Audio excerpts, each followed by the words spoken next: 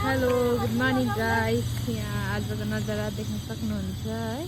हाम्रो चाहिँ अहिले दुईजनाले मिनी गार्डन यहाँनिर सानो यहाँनिर रमभेडा अनि त्यहाँदेखि खोर्सानी रोप्नु जानुहुने अरे यहाँ सागको बिउ पनि रहेछ यहाँनिर।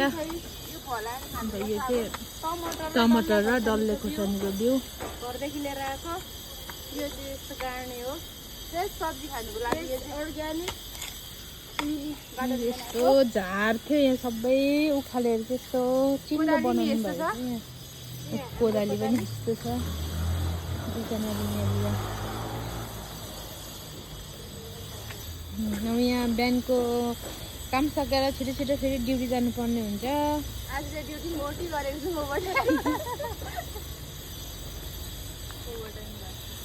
अन्त आजको वेदर त्यस्तो भएको छ है।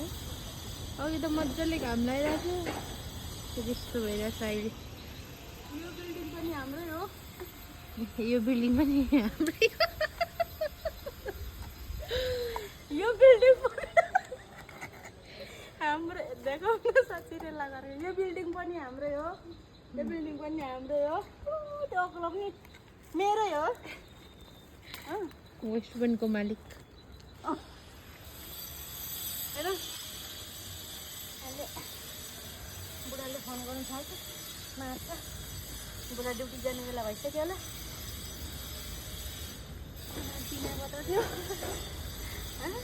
खानापिनाबाट दिदीले पकाएको थियो खानापिना। तपाईँको बुढी त भागेछ सब्जी खेतीहरू छन्। खै यस्तो ल्याउँदै कसले खैनी खान्छ। यहाँनिर सब्जी रोप्दाखेरि खैनीको बट्टा पनि पाएको छौँ हामीले हो। आँखा पनि राम्रो देख्छ अरे, स्किन पनि राम्रो हुन्छ अरे भनेर चाहिँ म आफै यहाँनिर रोपेको भनेर यसो आफ्नो बारीमा आएको छु हो।